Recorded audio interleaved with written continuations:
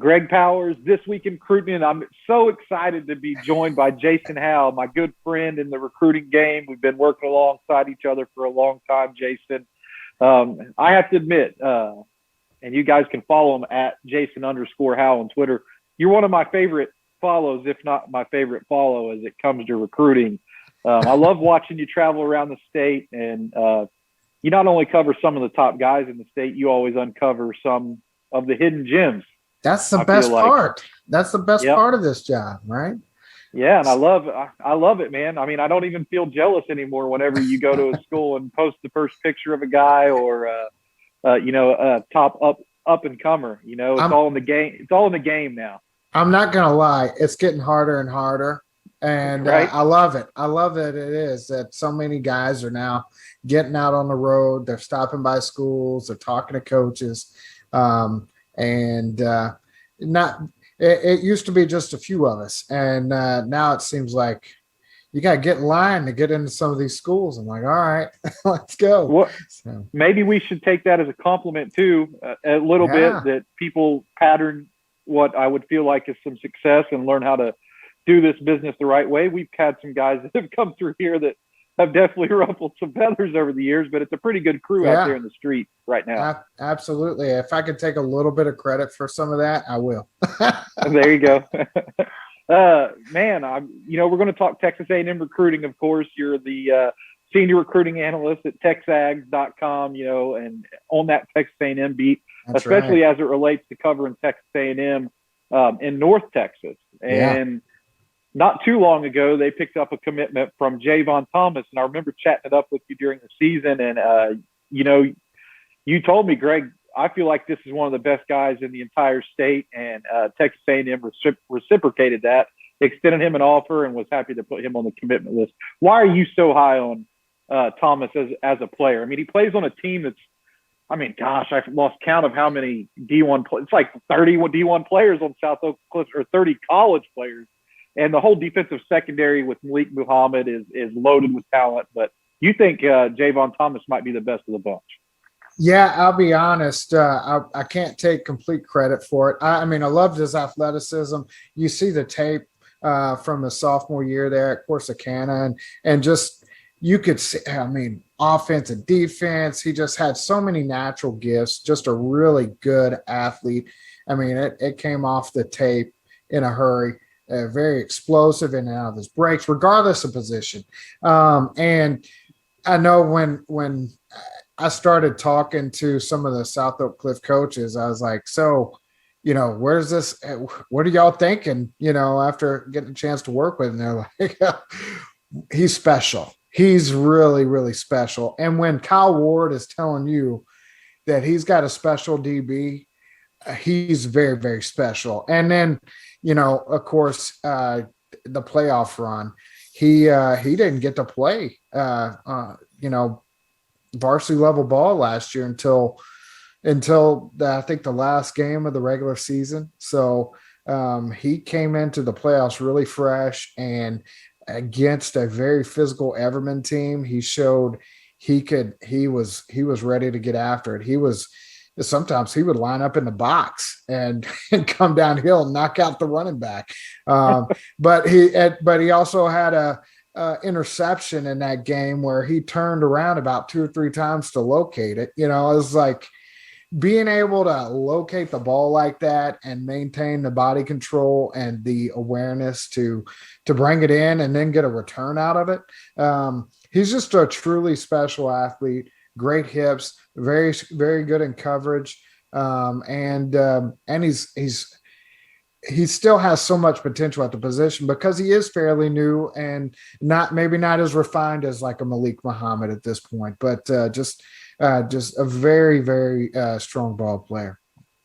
I look at that A&M commitment list right now, and I see 5 in-state commits on it. Right, that Bravion Rogers from LaGrange, Johnny Bowen from Converse Judson. Those are guys that I think Texas high school football fans should be familiar with, and especially Texas A&M fans should be familiar with. But kind of building on the success of last year, they had the number 1 class in the country and what many consider as the number 1 class in the history of like internet recruiting rankings. You know, Yeah. this is the best, maybe the best class ever.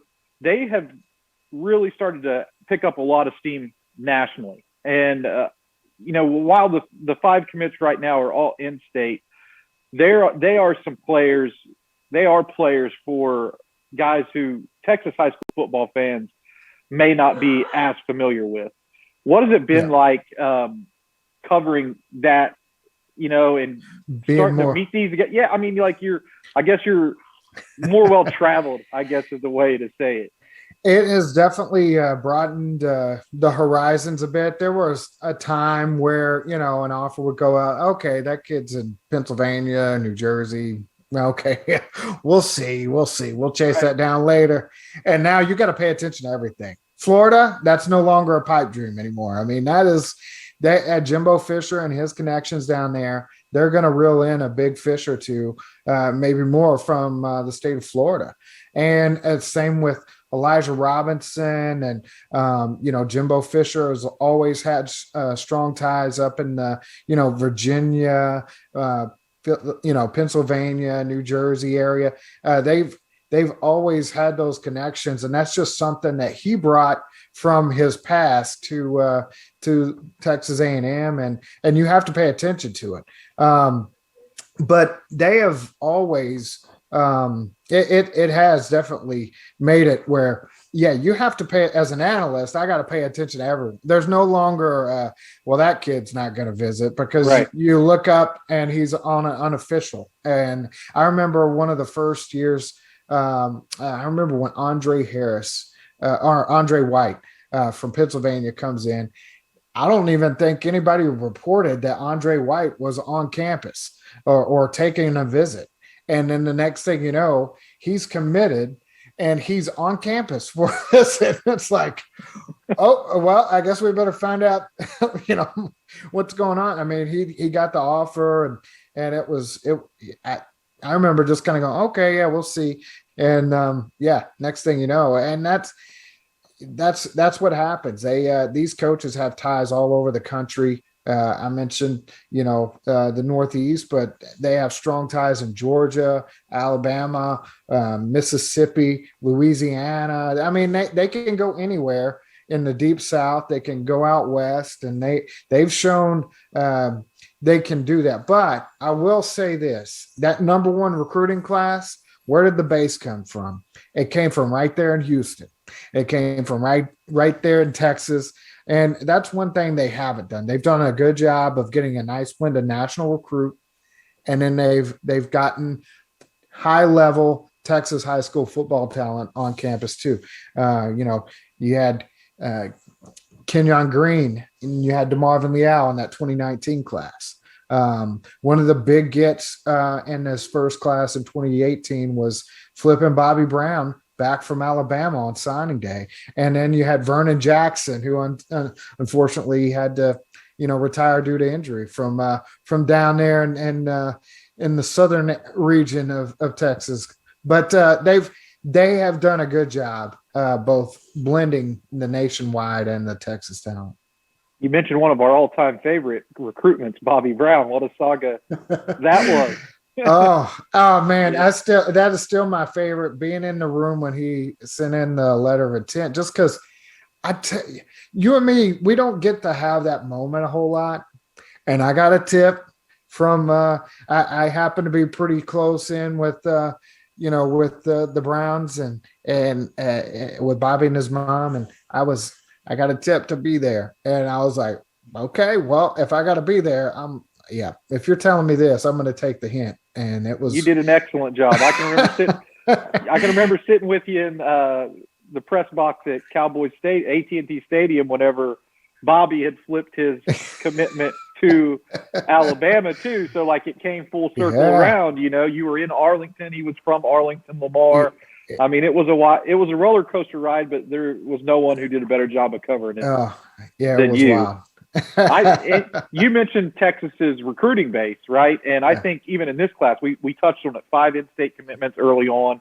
They're players for what we have as the number 1, 2, and 3 rated players in the state, with, you know, DJ Hicks, Reuben Owens, Anthony Hill. So that's going to continue to be like their home recruiting base, but it's just like a different ball game. I feel like they're playing at a different level than they ever have before. Yeah, You know, I've been covering recruiting for over 20 years in the state of Texas now, and it's just really, I mean, like every time Jimbo Fisher makes a comment in the media, or I mean, everybody's kind of watching what Texas A&M is doing right now as it relates to recruiting, and it's just a different beast.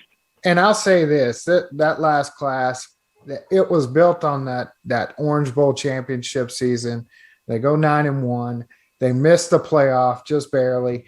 And that's where a lot of this momentum stemmed from in that 22 class. And, you know, they started early and they got Donovan Green and a few guys, but they didn't have a commitment from anybody until I want to say it was mid-January, maybe even into February. I have to go back and look. The dates get a little fuzzy in my old age, but they were so they actually started this class a little earlier than they did you know, this time last year. You know, they're going to be they're going to gear up for a big summer. It's going to be a lot of fun with camps and official visits. First big weekend coming up, but yeah, it's I'm bouncing all over the place. I don't know what my point was, but point is they're recruiting really well. It's been a lot of fun. Jimbo Fisher and Texas A&M recruiting is my favorite beat that I've covered,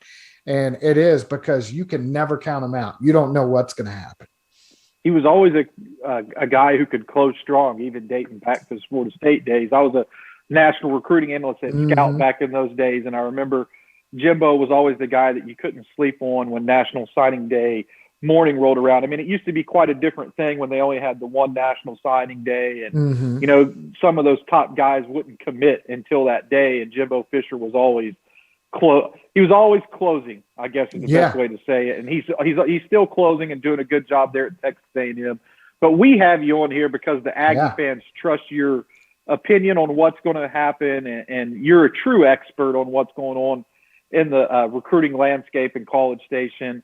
And what can we expect out of this class? I mean, how they had a huge class last year. Are they going to hit up around, you know, we know that recruiting rankings are built around like numbers of recruits. Are they going to have enough recruits in this cycle to compete for that mythical, or I guess it's really not even mythical, or can they compete for that recruiting title again this year? Do they have the numbers on the roster to be able to sign enough? Well, and I know depending on the algorithm, they do kind of like cut it off at a certain level that your bottom recruits may not even count. But so, I mean, if you looked at A&M's class last year, I think the stat was if you took all the 5 stars out, it would still rank number 4 in the country, which is incredible. Yeah, I mean, this class, I would say we're looking at around 23, 25. And, you know, if they, you know, now with the unlimited, I guess, scholarships that you can do, what do they call it? New incoming, that, you know, if you had somebody, you know, a few transfers or something like that, maybe a couple more, but I mean, we're looking at 23 to 25 right now. That's where I'm expecting it, but you know, that number tends to be moving as the process goes on. But right now that's where I'm at. And I think it will, I think they will have, they're going to sign a top level class. I've been saying, I don't know where it's going to end up. It could be 3 to 5 or whatever, but I think you're going to look at that average star rating, or you're going to look at, it's going to be an elite level group. Like I said, they're in on, you know, Anthony Hill, DJ Hicks. I've got Javion Toviano as one of my 5 stars. And you know, Jonte Cook, Jalen Hale, just in state, looking at who they're in on, it could be a really, really special class. And I always say, I don't know exactly who they're going to get, but I bet they get their share. And that's one thing that this staff does better than as well, or better than anybody apparently last year with that number 1 group. That they close. They know how to get them in the boat.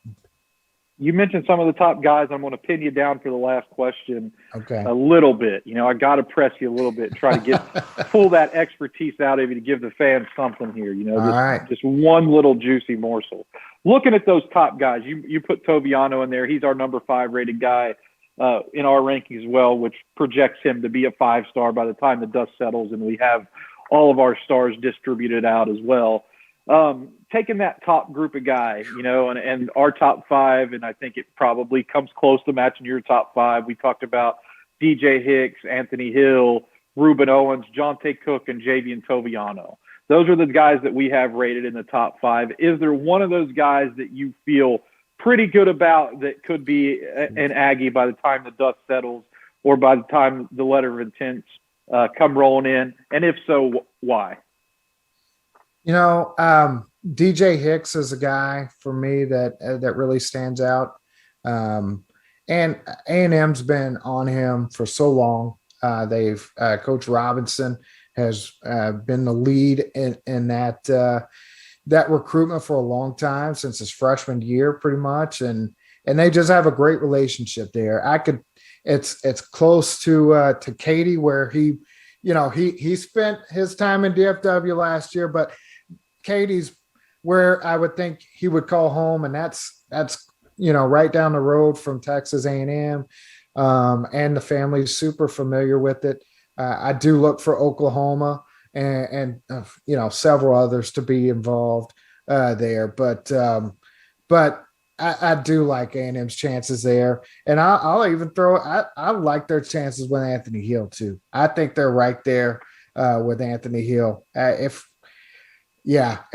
I hate to predict those big time guys like that, because it can take so many turns, and there's still a long way to go, and those guys are still looking. But I do like where A&M's been positioned for both of those guys. Man, I love getting a bonus pick out of you. Well, it's going to happen. Well, Jason, thanks for jumping on with us. This week in recruiting, follow him at Jason_Howell. Become one of his followers today. You won't regret it. You can follow all of his fine work at TexAgs.com. Jason, thanks for jumping on. Aggie fans at DCTF, always look forward to hearing your insight. Hey, it's always a pleasure. Always good to see that face. Thanks so much for watching that video. If you would like more and to be notified when they come out, go ahead and click that subscribe button right down there. You can also watch Texas Football Today every day live at noon on TexasFootball.com, Facebook, Twitch, and right here on YouTube. For more of the best coverage of Texas football in the Lone Star State, go to TexasFootball.com/subscribe.